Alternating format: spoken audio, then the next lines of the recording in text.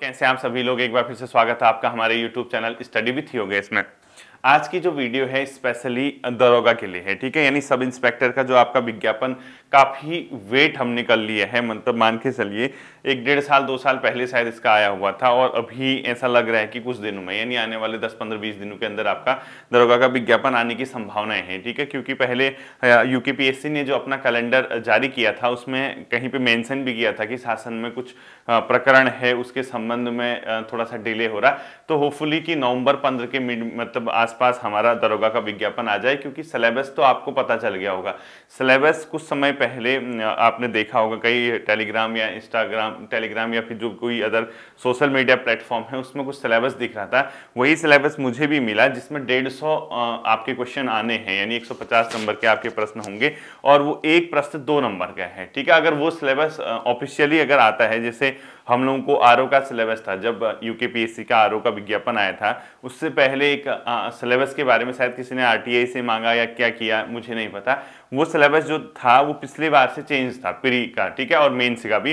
Prelims का syllabus क्या हुआ था, पहले 150 नंबर का था, उसमें मैथ्स रीजनिंग का पोर्शन कम आता था, 20 का 30 का, इस बार 50 का कर दिया। वही रियल में भी निकला, ठीक है। एक्चुअल मतलब जो आयोग ने अपनी ऑफिशियल वेबसाइट पे सिलेबस दिया वही सिलेबस दिया। इसी प्रकार से क्योंकि दरोगा का पहले विज्ञापन आ चुका है एक बार और उसके बाद किन्हीं कारणों से, अब वो जो भी कारण रहे होंगे, वो काफ़ी डिले भी हो गया है। तो उसमें जो सिलेबस था वो 100 नंबर का था, जनरल सिलेबस, ठीक है। फिर ये चर्चा चली कि 300 नंबर का होगा जो पुराना था। फिर फाइनली अभी कुछ समय पहले आपने देखा होगा एक सिलेबस पीडीएफ फॉर्म पे आपने कई लोगों ने देखा भी होगा, उसमें मोहर वगैरह भी जो लगी है, उसके अकॉर्डिंग हम ये मान के चला कि वास्तव में वही अगर सिलेबस है तो 150 नंबर का आपका बच्चों 150 मतलब क्वेश्चन आपके आने हैं, जिसमें 50 नंबर की हिंदी है, ठीक है। और मैं ये मान के चल रहा हूँ कि काफी अच्छा, मतलब वो उसने एक बैलेंस सिलेबस रखा हुआ है। हिंदी पहले भी आती थी, अब भी है। 50 क्वेश्चन होंगे हिंदी, ठीक है, और एक क्वेश्चन है 2 नंबर का, यानी एक क्वेश्चन है 2 नंबर का, ये ध्यान रखना। यानी 100 नंबर की क्या होगी आपकी हिंदी होगी, क्वेश्चन होंगे कितने, 50। इसके अलावा नंबर ऑफ क्वेश्चन जो आपके जीएस के हैं वो शायद 40 हैं, 40 इंटू 2, ये किसके होंगे, 80 मार्क्स आपके जीएस के अंदर होंगे, ठीक है। इसके बाद जो क्वेश्चन आपके हैं, तीसरा किस वाले पोर्शन से आता है, मैथ्स का पोर्शन आता है। मैथ्स के संभवतः 35 क्वेश्चन हैं इंटू 2, यानी 70 मार्क्स का आपका क्या हो गया, मैथमेटिक्स हो गया। और रीजनिंग के क्वेश्चन शायद 25 हैं, 25 इंटू 2 यानी 50 की आपकी क्या होगी, रीजनिंग होगी। तो टोटल अगर आप ऐड करोगे 180 में 70 अगर आप करोगे कितना हो जाएगा, 280 और 250 और 50 कितना, 300 मार्क्स। 300 मार्क्स का कुछ इस टाइप का आयोग ने संभवतः पेपर बनाया है। और ये जो नंबर ऑफ क्वेश्चन होंगे, टोटल कितने क्वेश्चन होंगे, 150 क्वेश्चन ये होंगे बच्चों, ठीक है। अब सबसे पहले आपके जो डाउट्स हैं वो मैं क्लियर कर देता हूं। कई बच्चे ये कह रहे थे कि ये एग्जाम कराएगा कौन, यूकेपीएससी या यूके ट्रिपल एससी। तो अभी तो ऐसा कुछ पता नहीं है कौन कराएगा, लेकिन कराएगा यूकेपीएससी। क्यों, क्योंकि यूकेपीएससी इसलिए कराएगा, पहले यूकेपीएससी को दिया जा चुका है एग्जाम कि आप कराएंगे। दूसरा, यूकेपीएससी ने जो अभी कुछ समय पहले अपना कैलेंडर जारी किया था उसमें भी इस भर्ती के बारे में चर्चा की थी। कुछ बिंदुओं पे जो मतलब शासन स्तर पे लंबित है उनके निराकरण के बाद भी इसका विज्ञापन जारी किया जाएगा। तो मुझे लग रहा है कि शायद वो फाइनल स्टेज पे कहीं होगा, या हो सकता है कि कुछ 8-10 दिन 10-15 दिन के अंदर आपका विज्ञापन प्रकाशित कर दिया जाए। तो कहीं ना कहीं जो पहला डाउट आपका है उसको तो डाउट की बात ही नहीं है, ये कराएगा कौन, यूकेपीएससी ही कराएगा। दूसरा, कई बच्चों ने ये क्वेश्चन पूछा कि सर विज्ञापन पहले प्रकाशित हो चुका है और जिसकी उस टाइम पे एज थी और अब एज चलेगी, वो क्या करेगा। बिल्कुल भरेगा, मुझे तो लगता है कि देना चाहिए मौका, ठीक है, क्योंकि वो पहले विज्ञापन प्रकाशित हुआ है, वो संशोधन के लिए गया है। तो जिन लोगों ने शायद उस समय पे फॉर्म भरा होगा उनके लिए तो ओपन होगा ही होगा। तो वो जो डेट देंगे फॉर्म भरने की वो बैक डेट से देंगे, ठीक है। जितना मैं समझ पा रहा हूँ वो एग्जाम की आपकी जो डेट आएगी बच्चों बैक डेट से रखेंगे। जब वो विज्ञापन प्रकाशित हुआ था उसमें जो तिथि मेंशन की गई थी वहां पे आपकी एज न्यूनतम इतनी और अधिकतम इससे ऊपर ना हो, यानी 21 से 28 जो भी होती है जनरल की वो रहेगा आपका, ठीक है। ये संभव है कि वही रखेंगे, इतना चेंज नहीं करता है कोई भी, क्योंकि जिसने पहले भर्ती मतलब जो पद हैं, जो दरोगा के विज्ञापन आए, जिसने फॉर्म फिल किया उसको नहीं हटाएंगे, ठीक है। अब सबसे महत्वपूर्ण चीज ये क्या है इसमें, कुछ लोगों का तो सपना ही है कि वो दरोगा बने। वो मतलब ऐसा नहीं कि उन्होंने आरओ के एग्जाम के लिए फोकस किया, भले ही फिल कर रहे हैं एग्जाम, ठीक है, या ईओ के एग्जाम के लिए मतलब जोर लगाया, भले फिल कर लिया एग्जाम या कोई अदर एग्जाम है।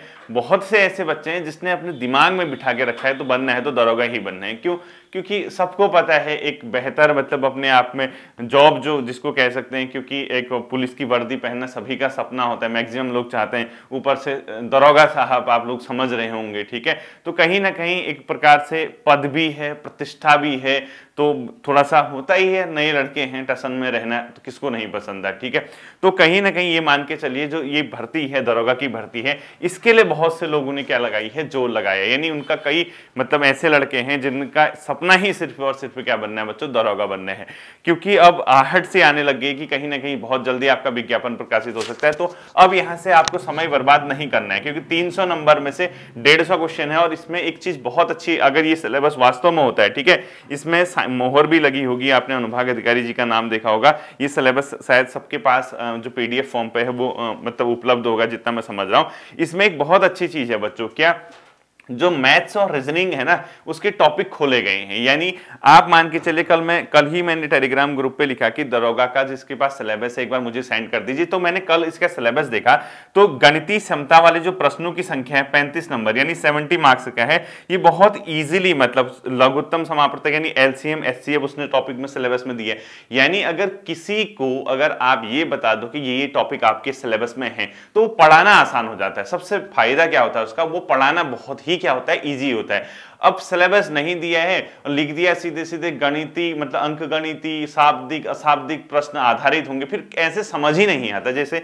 आरओ का एग्जाम है, आरओ में 50 नंबर की मैथ्स रीजनिंग प्रीलिम्स में रखी, लेकिन सिलेबस खुला ही नहीं है, सिर्फ ये लिख दिया कि अशाब्दिक अशाब्दिक होंगी मैथ्स रीजनिंग, और ये मतलब आपकी बौद्धिक क्षमता जो भी लिखा है, ठीक है। यहाँ पे उसने देखना गणितीय क्षमता में कितने अच्छे टॉपिक दिए हैं, एलसीएम एचसीएफ उसने दिया है, घातांक करणी उसने दिया है, द्विघात समीकरण उसने दिया है, संख्याओं पर आधारित प्रश्न दिए हैं, घड़ी दे रखा है, औसत दिया है, रेशियो दे रखा है यानी अनुपात समानुपात, टाइम एंड डिस्टेंस दे रखा है, आयु संबंधी क्वेश्चन दे रखे हैं, परसेंटेज दे रखा है, इसके अलावा लॉस प्रॉफिट एंड लॉस जो दे रखा है, सिंपल इंटरेस्ट दिया है, कंपाउंड इंटरेस्ट दिया है, नल एवं टंकी पर आधारित प्रश्न दिए, नाव एवं धारा पे आधारित प्रश्न दिए, मिश्रण वाले क्वेश्चन दिए, मिक्सचर वाले, ठीक है। समय और कार्य इसमें दिया है, ऊंचाई से और दूरी दिया है, त्रिकोणमिति की बुनियाद प्रश्न यानी जो ट्रिग्नोमेट्री है उसके क्षेत्रमिति और क्षेत्रफल, त्रिभुज आयत वर्ग समांतर चतुर्भुज, ये सब दिया है। तो कहीं ना कहीं जो 35 क्वेश्चन मैथ्स रीजनिंग के हैं बच्चों, ये बहुत अच्छे से आपको कराया जा सकता है, क्योंकि सिलेबस ओपन है। अगर मैं आपसे ये कहूं कि हाँ आपका सिलेबस है, एलसीएम एचसीएफ करा दूं, क्योंकि उस समय पे जीएस का पोर्शन तो मैं बहुत कम कराऊंगा। जब दरोगा का एग्जाम आएगा, मैंने आपसे कहा है कि वो आपको मैं मटेरियल बता सकता हूं कि आप यहां से तैयारी कीजिए। जिसका सिलेबस ओपन है वो चीजें कराना बहुत आसान है। तो कोई भी एक ऐसा छात्र जो दरोगा बनने का सपना देख रहा है, अगर उसकी मैथ्स रीजनिंग कमजोर है तो टेंशन मत लो, वो एक बहुत मतलब 8, 10, 15 टॉपिक दिए हैं। अगर हमें विज्ञप्ति मिलने के बाद हमें लगभग 2 से ढाई 3 महीने का अगर समय मिल जाता है, तो मैथ्स वाला पोर्शन तो बहुत आसानी से हो सकता है। यानी आपके ये मार्क्स तो बहुत इजीली कवर किए जा सकते हैं। ये आपने की हुई है, हिंदी बहुत टफ है ही नहीं। ध्यान से सुनना, आज ही अपने पास ये सिलेबस रखिए। अगर आप दरोगा के ही एग्जाम के लिए फोकस्ड हैं, तो आप पूरी जी जान से अभी से मेहनत करना शुरू कीजिए, ताकि जब आपका विज्ञापन आएगा, विज्ञापन आने के बाद आप चाहे प्रैक्टिस सेट कीजिए, चाहे आप अभ्यास कीजिए, पुराने प्रश्न कीजिए, जो भी करते हैं, लेकिन अगर आप वास्तव में सिर्फ दरोगा बनने का सपना देख रहे हैं, तो इसके अभी से जी तोड़ मेहनत कीजिए, क्योंकि इसमें ये वाला पोर्शन कम रहेगा बच्चों। कौन सा, ये जो 40 नंबर है ना जीएस वाले, आप घटना चक्र लूसेंट पढ़ते हैं तो आपके 20, 25, 30 नंबर आ जाएंगे, ठीक है। मैं ये नहीं कह रहा कि सारे क्वेश्चन आपके आ जाएंगे, लेकिन आप एक कंफर्ट जोन पे आ जाएंगे जीएस में। आपको अनावश्यक इसमें ज्यादा सर्च करने की जरूरत नहीं पड़ेगी। रीजनिंग और मैथ्स का इसमें अच्छा खासा पोर्शन है, 120 नंबर का, यानी जो क्वेश्चन आएंगे 60 क्वेश्चन आएंगे इस पे और इस पे। 260 नंबर तो यही मतलब 100 कितना हो रहा है, 120 और ये कितना हो गया 220 नंबर, तो आपका यही पोर्शन है। तो अभी से अपना क्या बनाना शुरू कर दीजिए, टाइम टेबल बनाना शुरू कर दीजिए, ठीक है।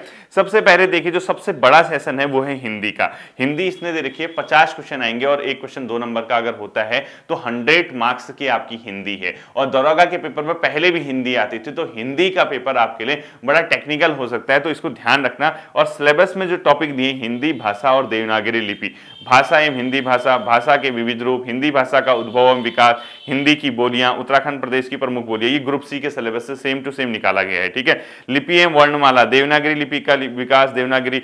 अगर ये सिलेबस है तो मैं ये नहीं कह रहा कि यही सिलेबस आपका रहेगा, ठीक है। मैं इस बात की पुष्टि नहीं करता हूं कि यही आपका सिलेबस है, और मैं ये भी नहीं कह रहा हूं कि ये आपका सिलेबस नहीं होगा।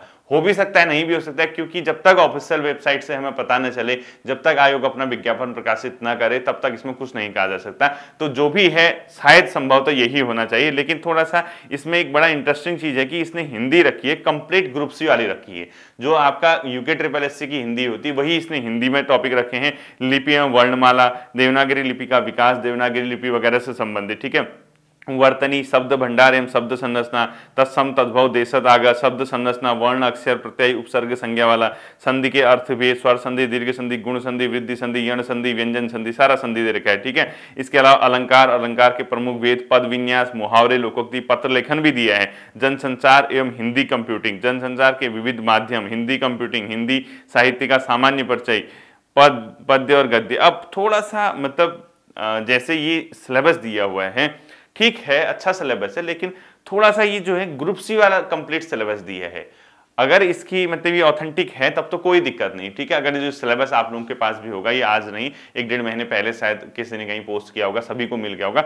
अगर ये सिलेबस है तो कंप्लीट ग्रुप सी वाला सिलेबस है, जो आप ग्रुप सी के हिंदी के पेपर, बस डिफरेंस ये है वहां आप 50 नंबर के लिए तैयारी करते हो, यहाँ पे आपका 50 की जगह जो नंबर ऑफ क्वेश्चन मार्क्स हो जाएंगे वो ज्यादा हो जाएंगे, ठीक है। यानी आपके जो क्वेश्चन हैं वो 50 होंगे, मार्क्स 100 होंगे, और पूरा ग्रुप सी का है बच्चों, कुछ भी नहीं है। आप कंप्लीट चेक कर लीजिए ग्रुप सी, और इसमें एक ही डिफरेंस है, एक संधि के प्रकार ज्यादा है इसमें। वहां सिर्फ संधि क्या दी है, स्वर संधि दी है, यहाँ विसर्ग संधि और व्यंजन संधि भी दी हुई है, इसके अलावा कुछ भी नहीं है आप सिलेबस। तो आप अभी से इसकी तैयारी करना शुरू कर दीजिए, क्योंकि बाद में पेपर आता है ना, जब आप विज्ञापन आता है तो आप भटकना शुरू कर देते हैं, सर ये करें वो करें, सर कम समय कैसे होगा, ये होगा होगा। एक ही एग्जाम है, 300 मार्क्स में से जितना क्लोज पहुंचोगे उतनी जल्दी सितारे लगेंगे आपके कंधे पे, ठीक है। तो कहीं ना कहीं हिंदी ये पढ़ाया गया है। आप जो भी किताब, जो भी सोर्स लेते हैं, इसको तैयार करना शुरू कर दीजिए, ठीक है।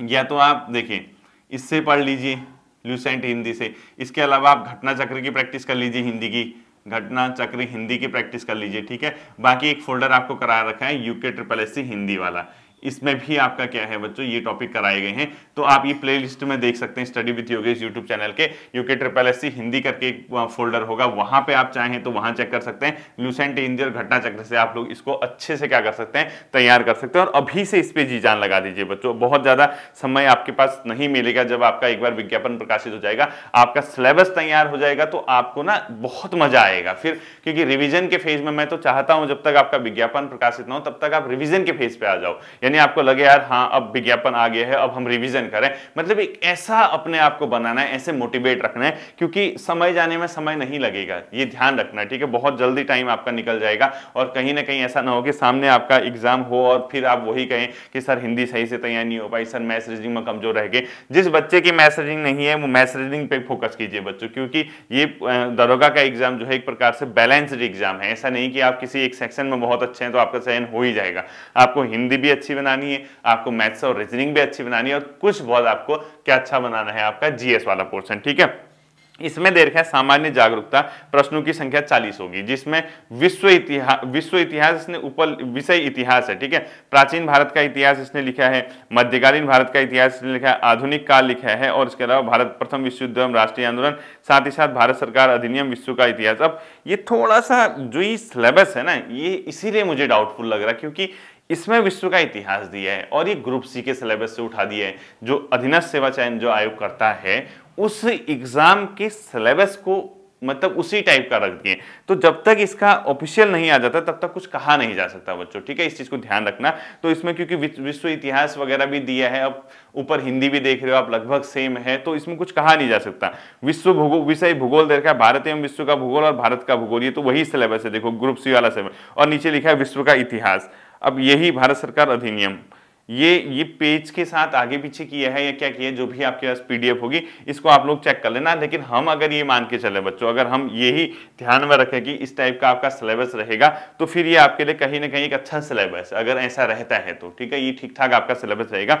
खैर जो भी है, जिस तरीके से भी आपका सिलेबस रहेगा, आपको सबसे महत्वपूर्ण क्या है, अपनी तैयारी को जी जान से मतलब क्या करना, अपने आप को झोंक देना है, ठीक है। इसमें कंफर्म है कि आपकी हिंदी आएगी, ठीक है। ये सिलेबस जो भी है, जैसा भी है, इसमें कंफर्म आपकी क्या आएगी, हिंदी आएगी। हिंदी आपकी चाहे 50 नंबर की आएगी या 20 नंबर की आएगी या जितनी भी आएगी, आपको क्या करना है, जो syllabus Hindi UK triple S Hindi या लुसेंट हिंदी वाला है, उसको अभी से तैयार कर दीजिए, क्योंकि जिस दिन नोटिफिकेशन आएगा उसी दिन आपको एक्चुअल क्या पता चलेगा, सिलेबस, यानी इसका सिलेबस है क्या, आखिर एक्चुअल सिलेबस क्या होगा, वो उसी दिन पता चल पाएगा। और तब आपको पता चलेगा, तब ऐसा नहीं होना चाहिए कि सर अब हमारा ये पोर्शन कमजोर है, ये नहीं हो पाया, हम कैसे तैयारी करें सर, कम समय बचा। इस चीज को आपको ध्यान में रखना है, ठीक है। साथ ही साथ आपका जो दूसरा पोर्शन है जीएस और उत्तराखंड वाला, ठीक है, मैं आपको बताता हूं, देखो हिंदी, जीएस एंड यूके, ये 3 पोर्शन तो रहेंगे ही रहेंगे, ठीक है। अब मैथ्स रीजनिंग अगर इसके हिसाब से रहती है, अगर आप प्रैक्टिस भी करना चाहें तो कोई बुराई नहीं। क्यों? क्योंकि आपका आरओ का एग्जाम भी है, आप इस सिलेबस के हिसाब से आरओ की मैथ्स रीजनिंग की प्रैक्टिस कर लीजिए।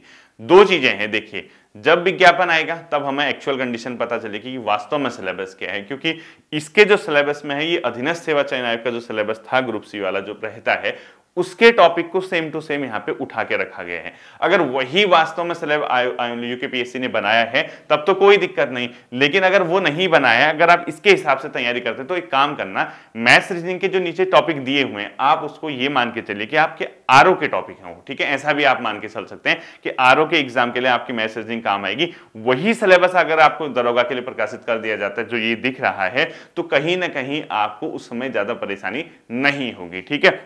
ओवरऑल कहने का मतलब ये है, पढ़ने के अलावा कोई विकल्प नहीं है। कई बार ये समस्या आती है, पढ़ने के अलावा कोई विकल्प नहीं, तो सर पढ़ें तो क्या पढ़ें, यही तो मतलब थोड़ा सा मतलब परेशानी रहती है, पढ़े तो क्या पढ़ें, क्योंकि पढ़ना आपको है। तो सिंपल सी बात है, हिंदी का पोर्शन आप सही से तैयार करके जाइए।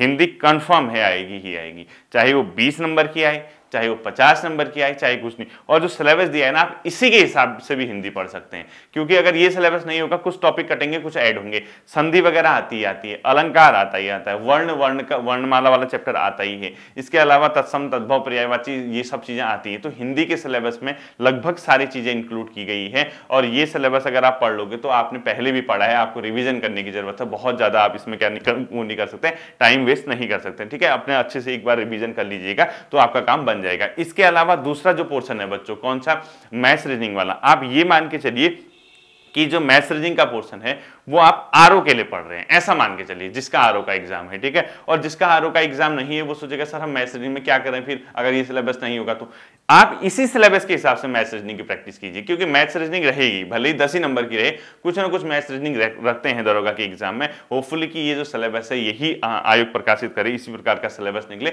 तो आप क्या कर सकते हैं, मैथ्स रीजनिंग के जो टॉपिक दिए हैं, जैसे परसेंटेज दिए है, एवरेज दिए है, इसके अलावा आयु से संबंधित प्रश्न दिए हैं, जो भी इस प्रकार के क्वेश्चन हैं, आप वहां से उस चीज को क्या कर सकते हैं, तैयार कर सकते हैं, यानी आपको बहुत ज्यादा इससे समस्याएं नहीं आएंगी, ठीक है। कौन सा वाला पोर्शन देख के, मैथ्स रीजनिंग वाला। इसके अलावा तीसरा पोर्शन है जीएस। जीएस तो पढ़ते रहना बच्चों, आप मैं बार बार आपसे कहता आया हूं कि जैसे उत्तराखंड है, परीक्षावाणी पढ़िए, विंसर ईयर बुक पढ़िए, और सरकार जो आंकड़े आते हैं सरकार के या सरकारी मतलब जो करंट अफेयर्स है उत्तराखंड की, वो तैयार कीजिए उत्तराखंड के लिए। और जीएस के लिए आप घटना चक्र पढ़िए, घटना चक्र नहीं है तो दृष्टि आईएएस की जीएस क्विक बुक अगर आपने ली है, क्योंकि आप अधिकांश छात्र वही होते हैं जो एक ही एग्जाम मतलब अलग अलग एग्जाम में बैठ रहे हैं, और मतलब वही छात्र रहते हैं, कॉमन रहते हैं, कहने का मतलब वो ईओ में भी बैठ रहे हैं, वो दरोगा में भी बैठेंगे, वो आरओ में भी बैठेंगे, वो ग्रुप सी में भी देंगे। तो कहीं ना कहीं आपकी जो जीएस है वो तो आप तैयार कर ही रहे हैं, उसके लिए बहुत ज्यादा समस्या का सामना आपको नहीं करना पड़ेगा। बस इंटरेस्टिंग इसमें ये है कि मैथ्स रीजनिंग का यही सिलेबस रखते हैं या इसको चेंज करते हैं, ठीक है। तो इस चीज को आप लोग ध्यान में रखना, आप लोग इसी हिसाब से अपनी तैयारी करना। फिलहाल अगर जब तक विज्ञापन नहीं आता, अगर आप इसी तरीके से भी तैयारी कर लेंगे तो कोई दिक्कत नहीं, पढ़ा हुआ वेस्ट नहीं जाएगा, ठीक है। उसके बाद जब प्रकाशित हो जाएगा विज्ञापन, एक्चुअल जो सिलेबस है, मतलब जो वास्तव में जो सिलेबस दिया गया है, उसके हिसाब से आप फिर अपनी क्या कर सकते हैं, तैयारी कर सकते हैं। इन यही टॉपिक सिलेबस रहेगा, आपके काम आ जाएगा। चेंज होगा तो वो कुछ टॉपिक छट जाएंगे, कुछ टॉपिक ऐड हो जाएंगे, ज्यादा चेंजेस नहीं आते हैं, ठीक है। तो जब तक सिलेबस थोड़ा सा मतलब कंफर्म नहीं हो जाता है, आप इसी हिसाब से हिंदी, इसी हिसाब से मैथ्स रीजनिंग, क्योंकि आपको आरओ के लिए पढ़ना है, और थोड़ा सा उत्तराखंड और जीएस का तैयार कीजिए, ठीक है। फिर मिलते हैं अगले सेशन पे, अपना ध्यान रखिएगा। Thank you.